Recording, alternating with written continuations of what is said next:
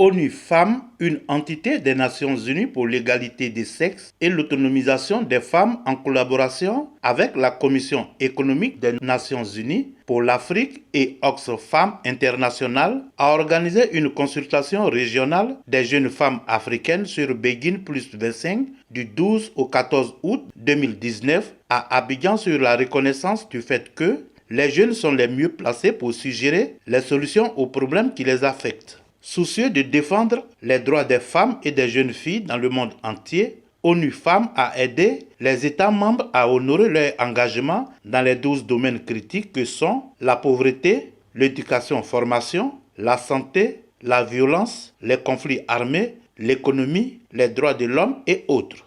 Concernant par exemple les terroristes et autres, généralement c'est parce qu'on ne se penche pas sur ces cas-là. On n'essaie pas de les réinsérer dans la communauté parce que généralement ce sont des gens qui se sentent écartés. J'ai lu par exemple un roman, La Voix de ma rue, qui parlait par exemple d'un enfant de la rue, comment il était arrivé dans la rue et après l'esprit qu'il avait. Donc il faut essayer de les rencontrer avant même qu'ils insèrent ces groupes terroristes-là. Essayer de voir comment les réinsérer. Et généralement, ce sont des gens qui n'ont pas été à l'école, qui n'ont pas d'activité. Essayer de voir comment leur trouver des activités. Parce que généralement, ces personnes qui rentrent dans ces groupes terroristes n'ont pas d'activité. Ce sont des victimes qui ont des esprits faibles, si on peut le dire. Donc, il faut vraiment prévenir la plaie. Au lieu d'attendre que ça s'aggrave, essayer de dialoguer, mais ils sont déjà captés dans la tête. Donc, c'est encore plus difficile.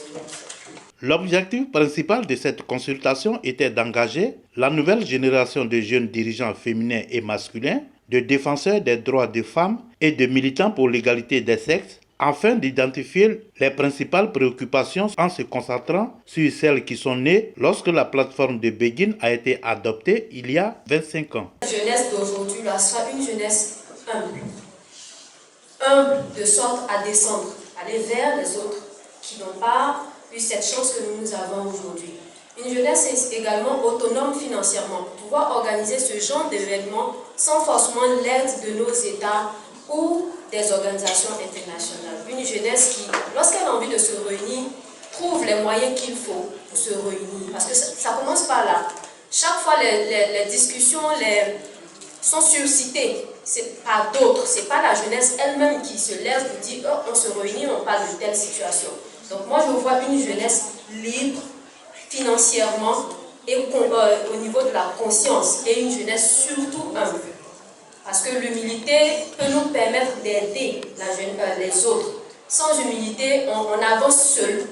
Et sans humilité, on pense pouvoir faire quelque chose alors qu'en réalité, nos actions n'impactent même pas le tiers des personnes qui sont dans les situations. Surtout l'humilité. Merci.